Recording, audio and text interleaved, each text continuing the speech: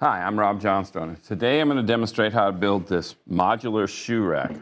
It's ultra practical, it's expandable, and it's fun to make. Let me show you what I mean.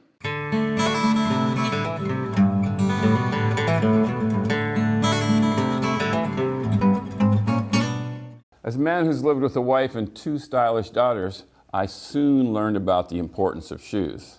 And I know 2 things about shoes. 1, they can become a mess. And 2, there's always more shoes. Always more shoes.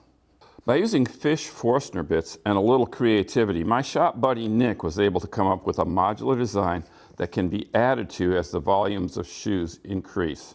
Did I mention that there'll always be more shoes? First step, we need to cut the uprights to length. Later we'll raise tenons on them and drill mortises in their bottoms. All of the details that you need are in the drawings that you'll find below. There's a couple more machining steps that we need to do. First, I need to rip the cross pieces and then cut them to length. And then I need to make the stretchers, cut them to length. Let's get started.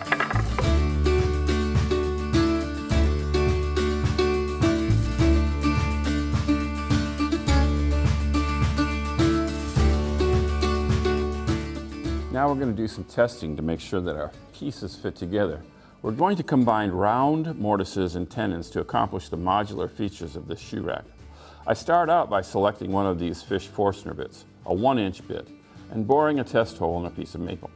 Next, I'll switch to a 3/8 bit to form another test hole.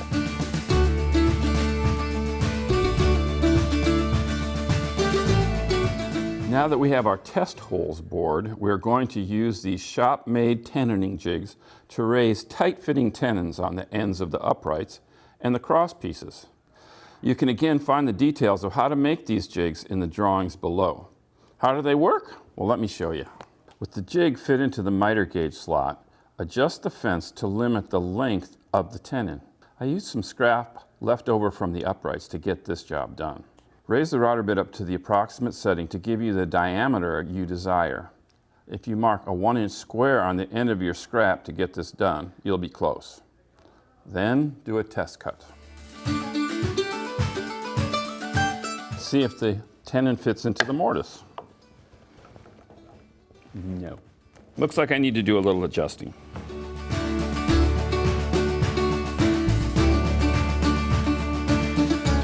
Now I need to bore the mortises in the ends of the uprights. I'm truly happy that I'm using Fisch Forstner bits for this step. In my opinion, they are the premier Forstner bit available, and this end grain boring operation is not easy.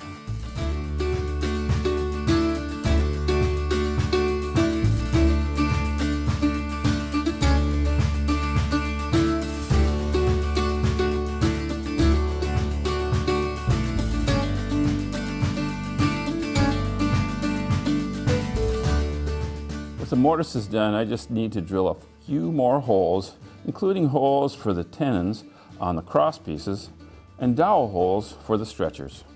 I've just finished a dry fit here. Everything fits together perfectly. Now I'm going to get ready and glue it up, and then we'll move on to the final steps. While the glue cures, cut the top out of a solid piece of maple and bore holes at the corners to accept the round tenons. That's the last machining step. So there you have it. We built this practical modular shoe rack. It's very cool, easy to build, and it was made easier by these Black Shark Forstner bits from Fisch. I'm Rob Johnstone from Woodworker's Journal. Thank you so much for watching.